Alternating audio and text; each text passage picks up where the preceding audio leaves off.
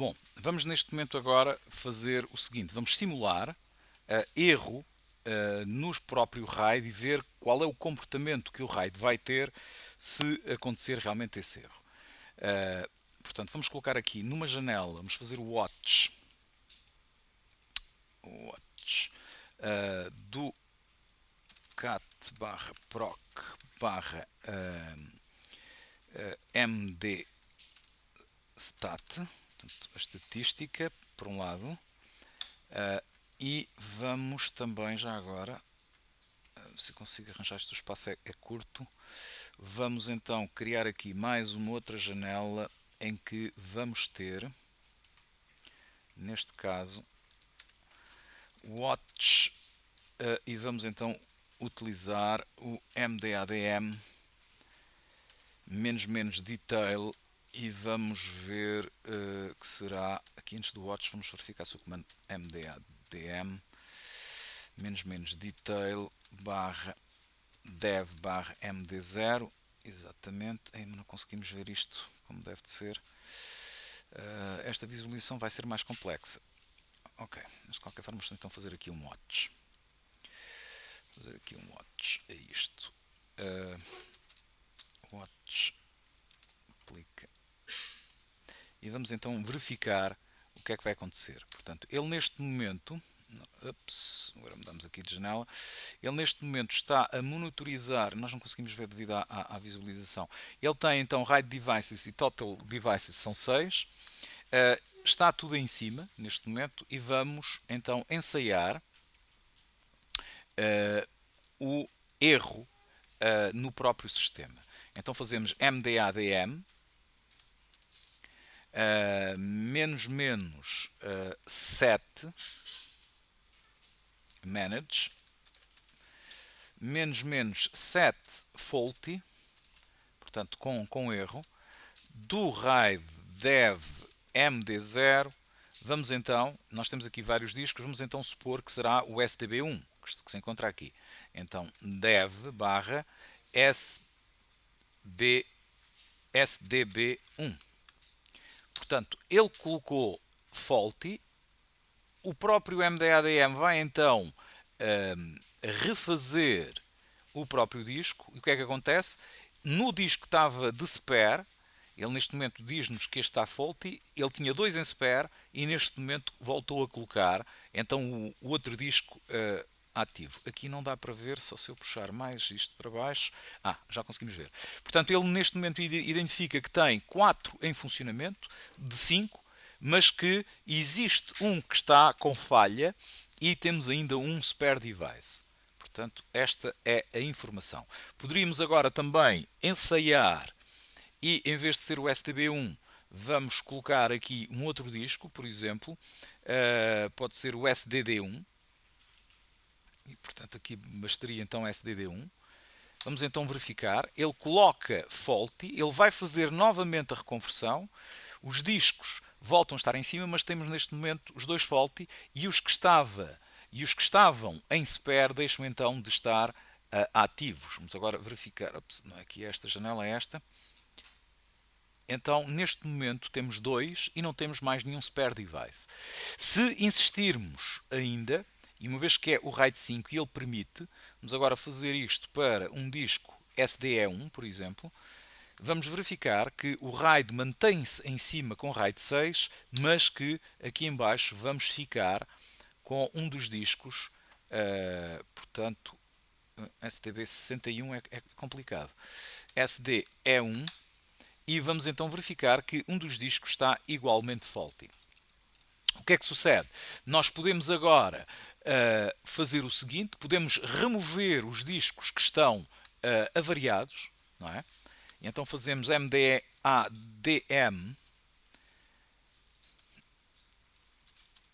e fazemos então manage remove e vamos identificar em que RAID e qual o disco que queremos mover. Dev md0 e podemos desde já dizer que será então o dev. Os discos que estavam avariados eram o SDD1 e vamos remover já todos, dev barra sdd1, temos o sdb1, e também o dev barra, ora, qual é que está mais forte? O sde1, sde1. E ele removeu neste momento todos os discos. Vamos aqui verificar, portanto o RAID ainda continua em funcionamento, mas não temos nenhum discos em failed e não temos obviamente nenhum spare ativos. Vou puxar aqui esta janela mais para cima, que isto é mais complicado. Ok. E agora vamos então adicionar mais discos. Está nervoso. Vamos então adicionar agora mais discos. Vamos então fazer então md adm dm -manage e vamos então dizer add e vamos dizer neste caso ao dev md0, indicando sempre qual é o RAID, vamos identificar discos que vamos colocar. Vamos então colocar o dev sde2, por exemplo, vamos dev barra sdc3, por exemplo, e dev barra sdb3. Portanto, o que é que vai acontecer? Não, vamos só adicionar dois. Um destes discos será logo montado no próprio RAID, uma vez que ele está com um em falha, e o outro irá para spare. Vamos então fazer Enter. E neste momento ele faz a recriação do novo RAID, fica montado e coloca o outro disco em spare. E portanto agora poderíamos continuar aqui a funcionar realmente com isto. Portanto, esta seria então a forma de nós podermos simular erros em termos de funcionamento. Uma outra situação igualmente interessante, nós já vamos com este tempo, será, nós já tínhamos feito aqui a montagem, é a montagem do próprio sistema com o sistema de user groups ou de ACLs. Neste caso eu vou fazer o exemplo para ACLs, mas em termos de user groups, peço desculpa, portanto, de cotas para grupos e users, portanto, realiza-se da mesma forma. Se nós fizermos então um mount, vamos verificar que em termos de sistemas que estão montados, ops, ele está aqui um bocadinho nervoso. Em termos de sistemas que estão montados, nós verificamos que temos o MD0, que está montado, o MNT RAID, tipo Extension 4. Ele já tem Read and Write e já tem a permissão para User Cota e Group Cota. Portanto, quer isto dizer que podemos definir cotas, espaço, que é atribuído a utilizadores e a grupos. Uma outra situação serão então as ACLs. As ACLs são então Access Lists, que neste momento ainda não estão ativas e que podemos ativá-las. E elas são ativas no file system em que nós pretendemos que funcionem. Portanto, neste caso, temos então esta forma de fazermos vim, etc., fstab, e na linha em que nós temos a montagem do device na diretoria respectiva, neste caso no RAID, podemos então definir, nós já temos user e cotas, seria então só dizer ACL, e a partir deste momento as ACLs passariam a estar igualmente ativas. Portanto, a ACL vai permitir que um determinado utilizador possa, nós possamos então atribuir valores para que ou permissões para que esse utilizador tenha então acesso. Portanto, vamos gravar, no entanto, sem ser necessário reiniciar o sistema, porque em termos de montagem nós ainda não temos aqui as ACLs definidas. Vamos então, e aliás podemos também fazer tudo isto. Uma outra situação também que é necessário verificar é o seguinte. Já temos aqui a quota e o group e para user. Quando estamos então a tratar de um file system que está a ser montado, não é conveniente dar as permissões diretamente na raiz desse mesmo file system. Portanto, é conveniente criar uma pasta e depois, para essa pasta, atribuir então as permissões ou dar então as permissões necessárias ou as regras que queiramos dar. Portanto, neste momento vamos então criar aqui uma diretoria, mkdir, podemos dizer cartas, por exemplo, E neste momento o diretório cartas, como podemos ver, tem as permissões para o owner, que é para o root, e depois para os outros tem pelo menos as permissões de leitura e de execução.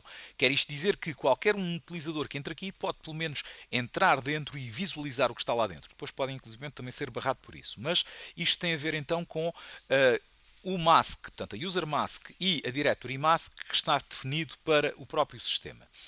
Portanto, neste momento, para atribuições de ACLs, se quisermos utilizar aqui ACLs, nós temos aqui um utilizador que já está em cartas, CD cartas. Este utilizador, neste momento, em termos de permissões, tem a seguinte característica. Ele consegue ler e executar informações. Se quisermos aqui criar aqui um fecheiro, sec, por exemplo, de 1 até 10, para este é user2 e user2.txt, ele dá-me permissão negada.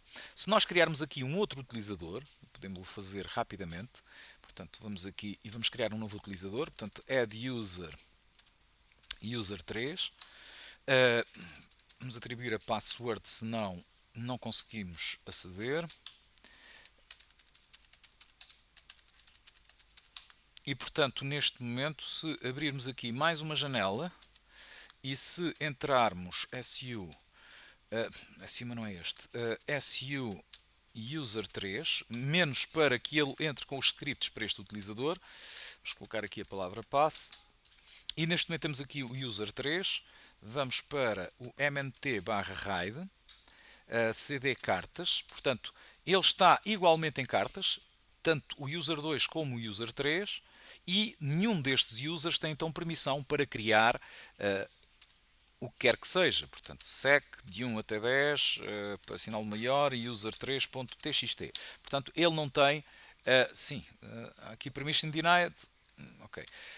Portanto, ele não tem permissões para criar o fecheiro. Então, o que é que vamos fazer? Utilizando então as ACLs, vamos, neste momento, dar permissões para que um determinado utilizador possa criar e executar ali tarefas, ou e então outros não. Portanto, ele já estava definido no diretório, no fstab. No fstab ele já tem estas permissões, não é? Temos então que os utilizadores, mas ainda não está de facto ativo. Então o que é que podemos fazer? Podemos então fazer o mount "-o" para desmontar, vírgula, mount, remount, não é? Remount, mount, remount, e agora diremos então, vírgula, as permissões que queremos para este sistema. Portanto, será então RW. Queremos então user quota e group quota. Vamos por aqui ACL primeiro. User quota e group quota. E dizemos que vai ser aplicado a montagem no MD0 barra MD0, desculpem, dev barra MD0 no fecheiro em cima do dev, não, desculpem, do mnt barra raid. E portanto o que é que aconteceu agora? Nós neste momento alteramos e adicionamos este ACL ao sistema. Portanto, inicialmente, como podemos ver, tínhamos aqui que o MD0 não tem o ACL. Se voltarmos a realizar o mesmo comando, mount, ele mostra então que neste momento é possível criarmos então permissões de ACL. E uma vez que é possível criar permissões de ACL, vamos então fazer com que para o user 2 seja possível criar fecheiros e para o user 3 mantenha-se tal como está, portanto, ou seja, nem por isso. Então o que é que fazemos? Em termos de permissões, vamos então cd barra mnt barra raid e vamos então definir que para o diretório raid, e para isso fazemos então o setFile ACL, e dizemos então vamos modificar, portanto a opção "-m" para modificar, dizemos que é para o utilizador e dizemos que será então o user 2. Este utilizador vai então ter permissões de leitura, escrita e execução, ok? Onde dentro do diretório mnt barra raid barra cartas. Podemos também incluir aqui a opção "-r" para ser recursivo, e a partir daqui tudo o que estiver depois de cartas ele vai ter as mesmas permissões. Portanto, se fizermos aqui um eco dólar, ponto de interrogação, verificamos que não temos erro. E uma das situações que ocorre agora, se fizermos um ls-al, é que no caso do diretório cartas, surge-nos aqui o sinal de mais. Este sinal de mais indica que esta diretoria, que também poderia ser um fecheiro, aliás, uma diretoria é um fecheiro com características especiais, tem então a ACL colocada. Quer isto dizer o seguinte: se viermos agora aqui para o utilizador, vamos então criar isto para o user 2. Reparem que neste momento ele criou então a informação do user 2, de 1 até 10. No entanto, o user 3 mantém a permissão negada, mas como ele tinha permissões de execução, ele consegue visualizar o conteúdo de execução e de leitura do conteúdo do user 2, mas não consegue então criar esta mesma informação. Só para terminar, podemos então verificar as características das ACLs, fizermos então get file ACL e indicarmos quais são ou qual é a diretoria e ou o fecheiro onde elas estão aplicadas. E neste momento ele indica que o owner é o root, o grupo é igualmente o root, o user tem RWX, mas o user 2 tem esta permissão, o grupo tem esta e a máscara que existe é, de facto, esta outra que estamos a fazer. E este filme já ficou muito grande, vou parar.